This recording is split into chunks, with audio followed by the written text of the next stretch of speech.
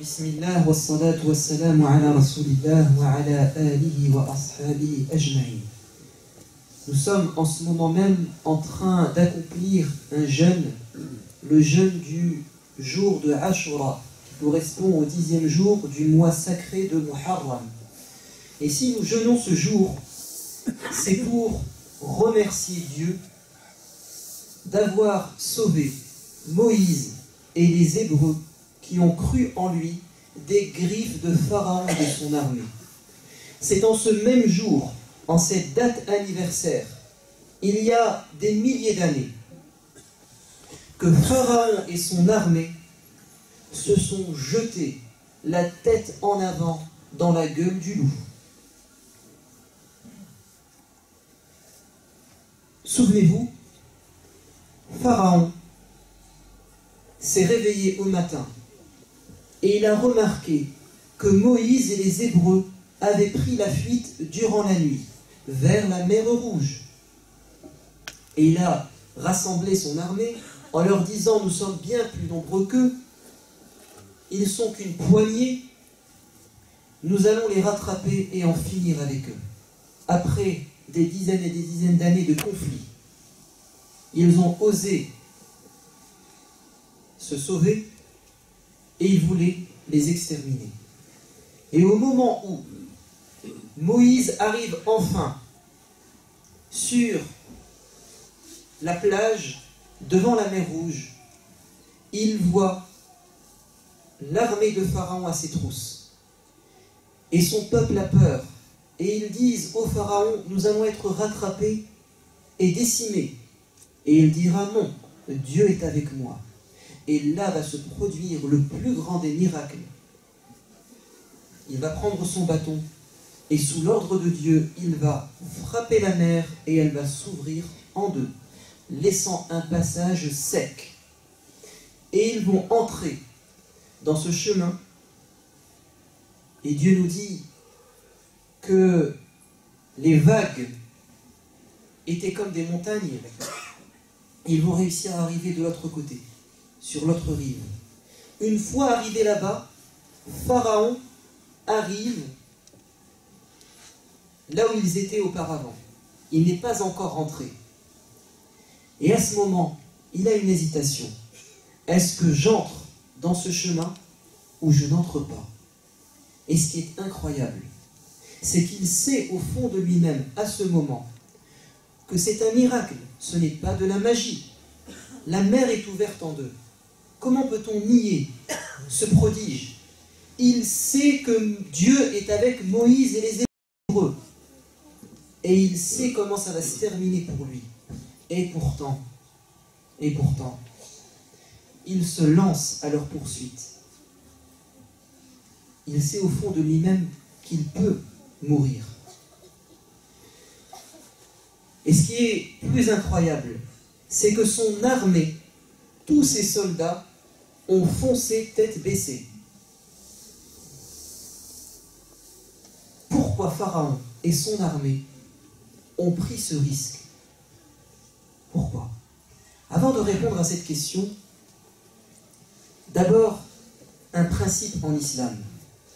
Dieu est miséricordieux. Il y a un verset du Coran où Dieu se décrit. Il nous dit: si Dieu, c'est dans la sourate Les Abeilles, verset 60, si Dieu punissait les hommes pour leurs injustices, il ne laisserait subsister aucun être vivant sur la terre, mais il donne du temps jusqu'à un terme fixé. Puis quand ce terme échoua, ils ne pourront ni le retarder d'une heure, ni l'avancer.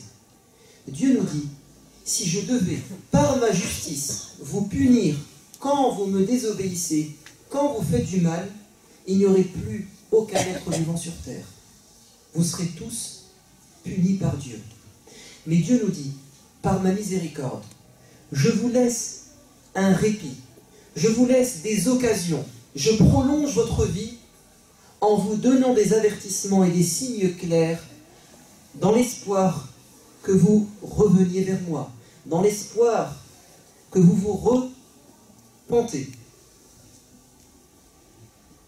Et en même temps, Dieu nous dit, certes, il pardonne, mais il est dur en châtiment. C'est ainsi que dans la sourate, le tonnerre, verset 6, ton Seigneur est plein de pardon pour les hommes, malgré leurs injustices et leur méchanceté. Mais il est certes également terrible quand il punit. La miséricorde de Dieu se manifeste quand l'un d'entre nous lui désobéit, commet un péché, fait une grave erreur en connaissance de cause, et que malgré ça, Dieu cache son vice, cache sa désobéissance, et il lui laisse encore des années à vivre, des jours, des heures à vivre. Il prolonge sa vie, et en même temps, il lui met dans sa vie des avertissements. Tout ça dans l'espoir qu'il se réveille. C'est ce qui s'est passé pour Pharaon. Exactement la même chose.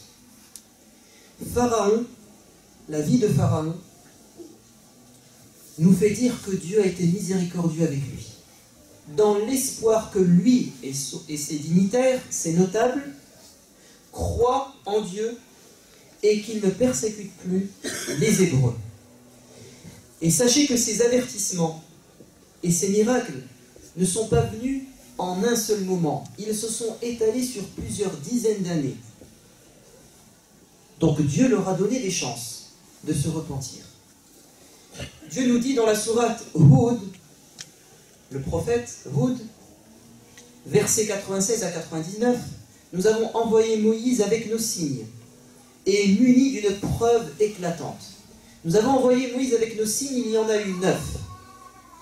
La main de Moïse qui soudainement devient blanche de lumière, son bâton qui se transforme en serpent, 6 malheurs qui sont tombés sur Pharaon et ses proches, qui ont été répertoriés dans les versets que je lirai après.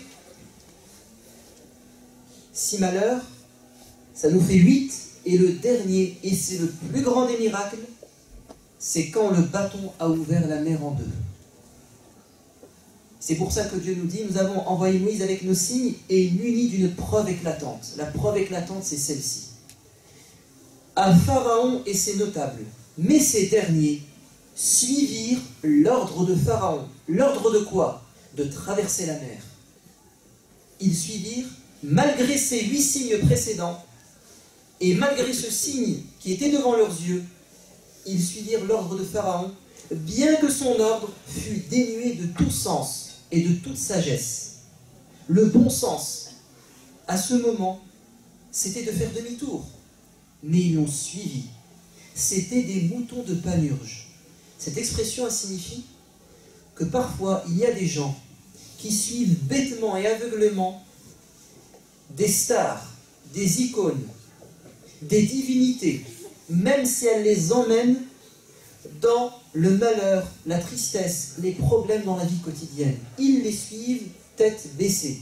Même s'ils se jettent dans le feu, même s'ils se jettent du haut d'un immeuble, ils les suivront parce qu'ils ont retiré leur raison et ils suivent leur passion. Mais ces derniers suivirent l'ordre de Pharaon, bien que son ordre fût dénué de toute sagesse. Pharaon marchera au jour du jugement dernier à la tête de son peuple et les mènera à l'abreuvoir de l'enfer. Allah nous dit, comme ces gens ont suivi Pharaon pour se noyer dans l'eau, boire la tasse, ils suivront Pharaon le jour de la résurrection, cette fois-ci pour boire le feu de l'enfer. Et quel horrible abreuvoir que celui de l'enfer, poursuivis par la malédiction en ce monde, et ils seront aussi poursuivis par une malédiction le jour de la résurrection. Triste cadeau s'il en fut. Et ce n'est pas nous, dit-il dans quelques versets après, et ce n'est pas nous qui avons été injustes envers ces peuples, mais ce sont eux qui ont été les propres artisans de leur ruine. Dieu les avait prévenus. Dieu leur avait donné des avertissements dans leur vie, mais ils se sont obstinés jusqu'à se jeter dans la mort. Alors pourquoi? Pourquoi Pharaon et son peuple n'ont pas réfléchi à ce moment? Qu'est-ce qui les a pris de se jeter dans la mort? Pour comprendre leur état d'esprit, il faut comprendre en quoi consistaient les différents malheurs qui les a touchés auparavant. Et quelle a été leur attitude? Dieu nous dit, dans Surat Al-A'raf, les murailles, à chaque fois que le châtiment tombait sur eux, ils ont été touchés par la famine, ils ont été touchés par une inondation, par les 9 plaies d'Égypte, bien connues dans le Coran, parce que les 10 plaies dans la Bible, il y a des différences. Il y a eu les grenouilles qui ont infesté les demeures de Pharaon et de son peuple. Il y a eu la vermine, ou ces petites bestioles parasites qui les ont démangées. Il y a eu l'eau qui s'est transformée en sang. Il y a eu d'autres choses. Et tous ces malheurs touchaient exclusivement Pharaon et son peuple. Moïse et les Hébreux étaient épargnés. Et c'est en ça que consiste véritablement le miracle. C'est que les uns sont touchés et les autres qui vivent à leur côté ne sont pas touchés par ça. Ça prouve que Dieu est avec eux, Moïse et son peuple, et Dieu est contre Pharaon et les autres, et c'est un avertissement pour eux. Qu'est-ce qu'ils ont fait? À chaque fois qu'ils ont été touchés par un malheur, leur réaction était la suivante. À chaque fois que le châtiment tombait sur eux, ils disaient: Ô Moïse, invoque ton Seigneur en notre faveur, suivant l'alliance qu'il a conclue avec toi. Si tu écartes de nous ce malheur, nous croirons en toi et nous laisserons partir avec toi les fils d'Israël.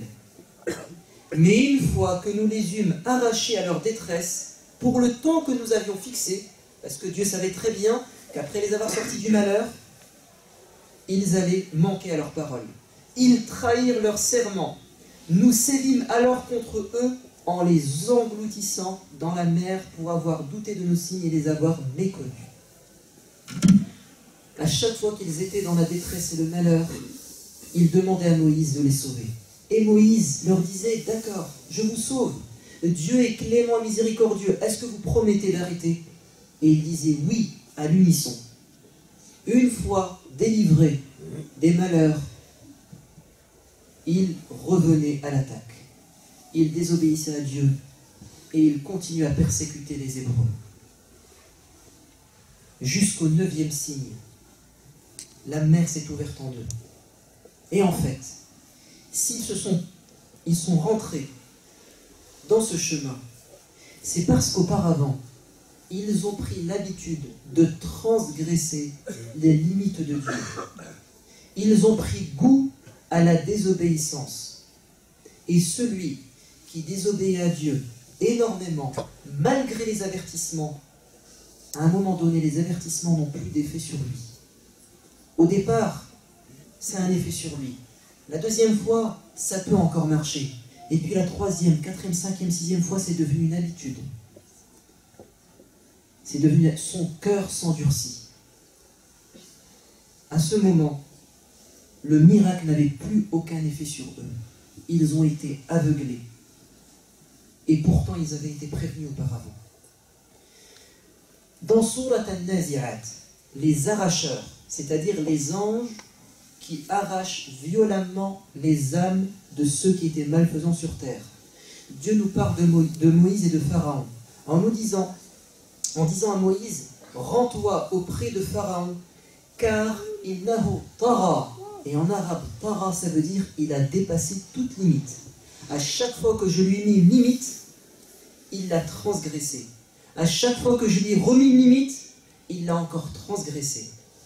Il a dépassé toute limite.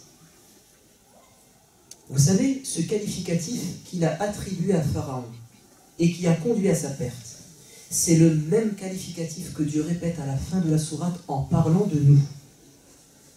Il nous dit: فَأَمَّا مَنْ طَغَى. Et quant à celui, l'être humain, qui va tara, c'est-à-dire qui va dépasser toute limite, c'est-à-dire qui va ressembler à Pharaon, وآثر الحياة الدنيا, et qu'il a préféré la vie d'ici-bas à celle de l'au-delà. فإن الجحيم هي المأوى, c'est l'enfer qui l'attendra. Et quant à celui qui aura craint le jour où il sera debout devant son Seigneur, il va éprouver sur terre de la crainte de rendre des comptes le jour où il comparaîtra devant Dieu, et qui va, regardez bien la suite logique, celui qui a la crainte de Dieu,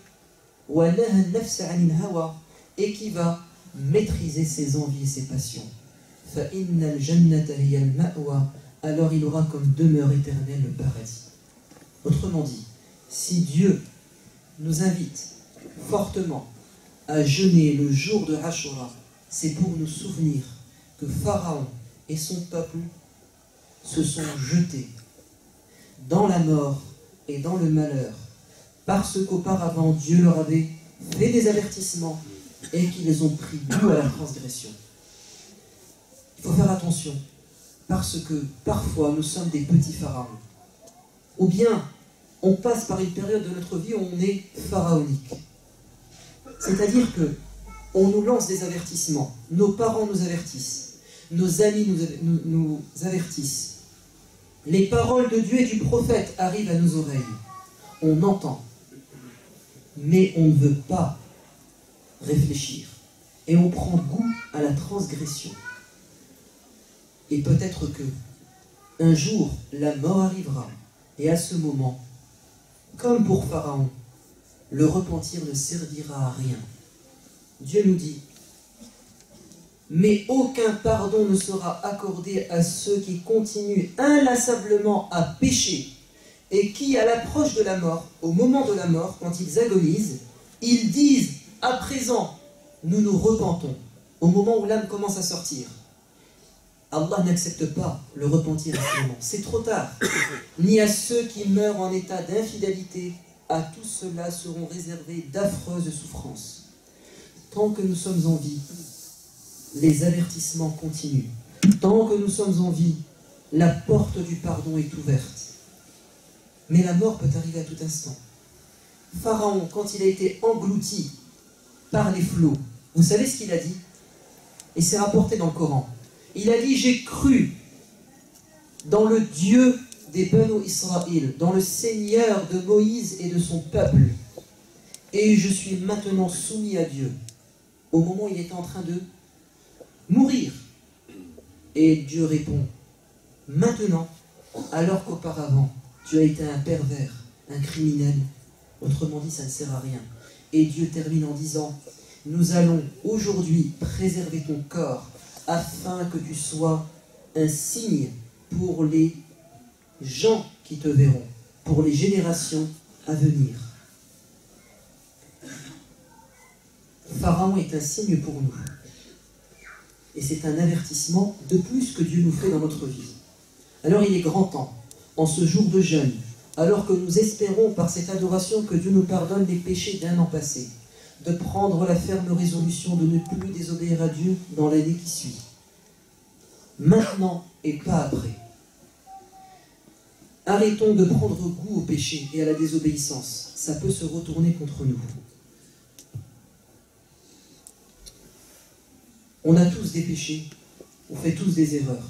Et Dieu est seul au courant de ce que nous avons dans le cœur et dans l'esprit. Alors c'est une affaire entre toi et Dieu. Il suffit simplement, en ce jour de jeûne, que tu demandes pardon sincèrement à Dieu, que tu t'écartes de toutes les tentations, de tes mauvaises fréquentations, et que tu maîtrises tes passions, et que tu crains de comparaître devant Dieu, et le paradis sera, Inch'Allah, ta demeure. Quelques informations. Demain, samedi, la première veillée spirituelle, après la prière de l'Aïcha, vers 20h30, on va faire des prières nocturnes et puis il y aura une exhortation sur le destin. Est-ce que notre destin est entre nos mains ou pas? Samedi également, donc demain, de 10h30 à 19h, il y a le Festikbir et il y a des tracts qui sont à la sortie. C'est à Maubeuge, dans l'espace Sculfort à la Luna, Et c'est une journée pour les enfants. Et c'est très bien fait, je vous conseille d'y aller. Et puis enfin, les calendriers de l'année 2016, calendriers des heures de prière sont disponibles. Ils sont en vente dans la librairie, vous pouvez vous les procurer. Et enfin, pour terminer, ce vendredi, le vendredi prochain, il y a des gâteaux, du thé et du café qui vous sont proposés et les bénéfices reviennent à la mosquée. Mais comme la plupart d'entre vous jeunes, je le pense, alors vous pouvez faire une sadaqa et vous emporter avec vous. اللهم أرنا الحق حقا وارزقنا اتباعه وأرنا الباطل باطلا وارزقنا اجتنابه اللهم أجرنا من النار اللهم خذ بأيدينا إلى طاعتك اللهم اجعلنا من التوابين من المتطهرين اللهم اغفر لنا ذنوبنا وكفر عنا سيئاتنا وتوفنا مع الأبرار اللهم عليك بالظالمين اللهم نجنا من عذاب القبر ونجنا من عذاب النار اللهم ارحم موتانا وارحم والدينا كما ربونا صغارا اللهم ألف بين قلوبنا وفقنا لما تحبه وترضاه تقبل منا صيامنا اللهم آتنا في الدنيا حسنة وفي الآخرة حسنة وقنا عذاب النار سبحان ربك رب العزة عما يصفون والسلام على المرسلين والحمد لله رب العالمين وأقم الصلاة